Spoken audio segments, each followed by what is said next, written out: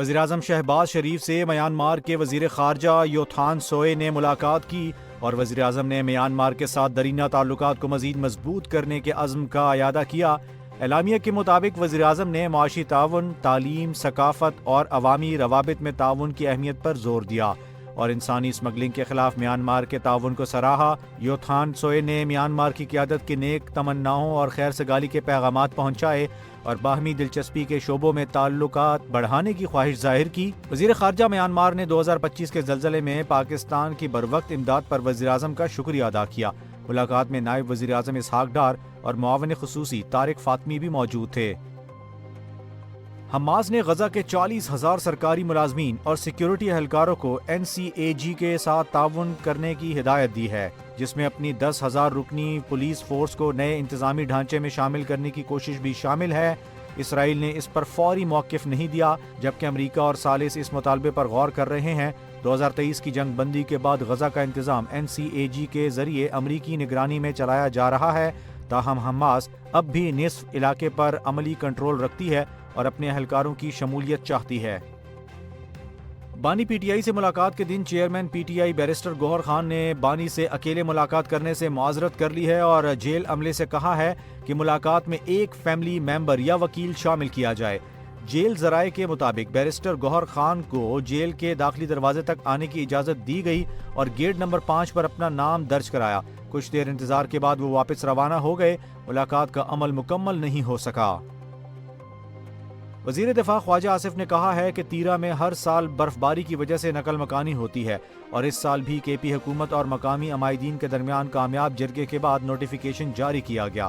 انہوں نے کہا کہ علاقے کی 65% آبادی نقل مکانی کرتی ہے اور حکومت نے 4 ارب روپے فنڈز مختص کیے ہیں۔ جرگے میں سکولز اور تھانے قائم کرنے کا بھی فیصلہ کیا گیا۔ خواجہ آصف نے کہا کہ کے پی حکومت عوام کی توقعات پر پورا نہیں اتر رہی اور ناکامی کا ملبہ اداروں پر ڈال رہی ہے۔ دہشت گردوں کے خلاف خفیہ اطلاعات پر آپریشن جاری رہیں گے اور ہر صورت دہشت گردوں کو کلا کما کیا جائے گا۔ پاکستان نے انڈر 19 کرکٹ ورلڈ کپ کے سپر 6 مرحلے میں نیوزی لینڈ کو 8 وکٹوں سے شکست دے دی۔ ہرارے میں کھیلے گئے میچ میں گرین شرٹس نے 111 رنز کا ہدف 18ویں اوور یعنی 197 گیندوں سے پہلے 2 وکٹوں کے نقصان پر حاصل کر لیا۔ پاکستانی اوپنر سمیر منہاس نے 59 گیندوں پر 76 رنز بنائے اور ناقابل شکست رہے۔ نیوزی لینڈ کی ٹیم 29ویں اوور میں 110 رنز پر آل آؤٹ ہوئی۔ ہیوگو بوگیو نے 39 رنز بنائے، عبد السبحان نے 4، علی رضا نے 3 اور مومن قمر جبکہ محمد سیام نے ایک وکٹ حاصل کی۔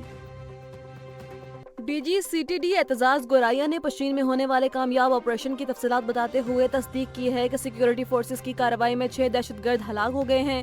کوئٹہ میں وزیر اعلیٰ کے معاون شاہد رند کے ہمراہ پریس کانفرنس کرتے ہوئے انہوں نے بتایا کہ مارے جانے والے دہشت گردوں کا تعلق فتنۃ الخوارج سے تھا اور کارروائی کے دوران بھاری مقدار میں اسلحہ و بارود بھی برآمد کیا گیا۔ اعتزاز گورائیا نے انکشاف کیا کہ فورسز نے کارروائی سے قبل دہشت گردوں کو ثالثین کے ذریعے ہتھیار ڈالنے کا پیغام بھیجا تھا، مگر انکار پر مقابلہ شروع ہوا۔ شاہد رند نے واضح کیا کہ وزیر اعلیٰ بلوچستان کی جانب سے دہشت گردوں اور ان کے سہولت کاروں کو واضح پیغام ہے کہ کسی بھی سیاسی دباؤ کو خاطر میں لائے بغیر آپریشنز جاری رہیں گے۔ ڈی آئی جی کا کہنا ہے کہ صوبے میں سیکیورٹی کی صورتحال پہلے سے بہت بہتر ہو رہی ہے اور مستقبل میں مزید سخت کارروائیاں متوقع ہیں۔ ایم کیو ایم پاکستان کے رہنما سید امین الحق نے اسلام آباد میں میڈیا سے گفتگو کرتے ہوئے سندھ حکومت پر سخت وار کیے ہیں۔ انہوں نے سیکیورٹی کی واپسی کو سیاسی بوکھلاہٹ قرار دیتے ہوئے واضح کیا کہ گل پلازہ سانحے پر حقائق بیان کرنے کی پاداش میں انہیں نشانہ بنایا جا رہا ہے۔ امین الحق کے مطابق سیکیورٹی واپس لے کر ایم کیو ایم کو دیوار سے لگانے کی کوشش کی جا رہی ہے، لیکن وہ عوامی مسائل پر خاموش نہیں بیٹھیں گے۔ دلچسپ بات یہ ہے کہ جہاں امین الحق سیکیورٹی واپسی کی تصدیق کر رہے ہیں، وہیں حکومتی حلقوں سے متضاد بیانات سامنے آ رہے ہیں۔ ان کا دعویٰ ہے کہ ایم کیو ایم رہنماؤں سے سیکیورٹی واپس نہیں لی گئی۔ انہوں نے خالد مقبول صدیقی اور مصطفیٰ کمال کی سیکیورٹی واپسی پر لا علمی کا اظہار کیا ہے۔ سینٹ کی قائمہ کمیٹی برائے داخلہ کے اجلاس میں اسلحہ لائسنس کے حوالے سے حیرت انگیز انکشافات سامنے آئے ہیں۔ چیئرمین کمیٹی سینیٹر فیصل نے نان فائلرز کو بڑے پیمانے پر لائسنس جاری کرنے پر سخت برہمی کا اظہار کرتے ہوئے مطالبہ کیا کہ اسلحہ صرف ان لوگوں کے پاس ہونا چاہیے جو ریاست کو ٹیکس ادا کرتے ہیں۔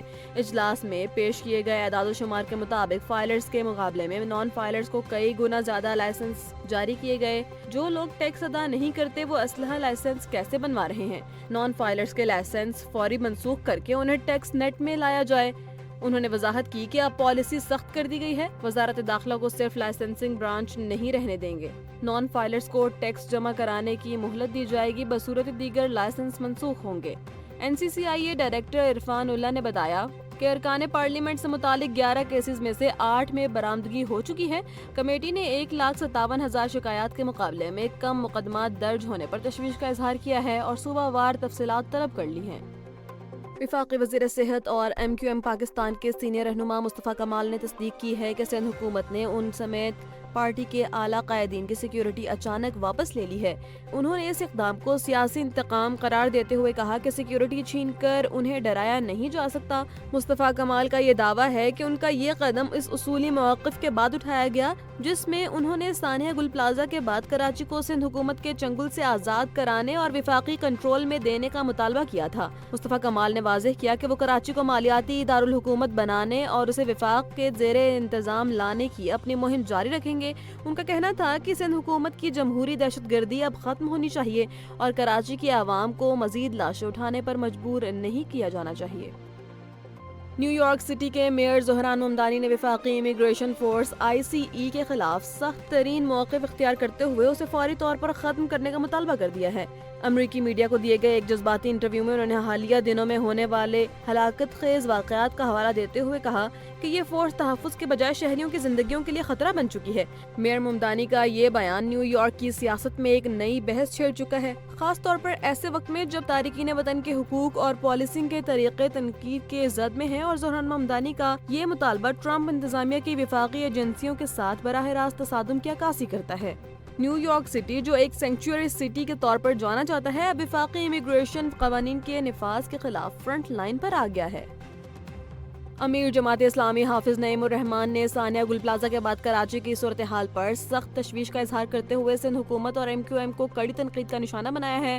ادارہ نور حق میں پریس کانفرنس کرتے ہوئے انہوں نے کہا کہ ہر ثانیہ کے بعد پیپلز پارٹی اور MQM نورہ کشتی شروع کر دیتی ہے تاکہ اپنی نااہلی پر پردہ ڈال سکیں۔ انہوں نے مطالبہ کیا کہ کراچی کو کسی کے قبضے میں دینے کے بجائے ایک بااختیار اور منتخب بلدیاتی حکومت کے حوالے کیا جائے۔ سندھ حکومت کا یہ حال ہے کہ نہ بارش کا پانی نکال سکتے ہیں نہ آگ بجھا سکتے ہیں۔ بلاول بھٹو کی لانچنگ گل پلازا کی آگ میں جل رہی ہے۔ لوگ ان فراڈیوں کے پاس نہ جائیں جنہوں نے اس شہر کو برباد کیا۔ کراچی کو اس مافیا سے چھڑانا ہوگا۔ اسلام آباد کے ڈسٹرکٹ اینڈ سیشن کورٹ نے بانی PTI اور ان کی اہلیہ بشرا بی بی کو بڑی راحت دیتے ہوئے 9 مئی اور دیگر 5 مقدمات میں 6 فروری تک گرفتاری سے روک دیا ہے۔ ایڈیشنل ڈسٹرکٹ اینڈ سیشن جج محمد افضل مجوکا نے ضمانت قبل از گرفتاری کی درخواستوں پر سماعت کے دوران دونوں کی عبوری ضمانت میں توسیع کا حکم جاری کیا۔ بانی PTI کو تکنیکی وجوہات کی بنا پر اس سماعت میں بذریعہ ویڈیو لنک پیش نہیں کیا جا سکا، جس پر عدالت نے برہمی کا اظہار کیا۔ عدالت نے واضح کیا کہ آئندہ سماعت پر بانی PTI کی حاضری یقینی بنائی جائے تاکہ قانونی کارروائی آگے بڑھ سکے۔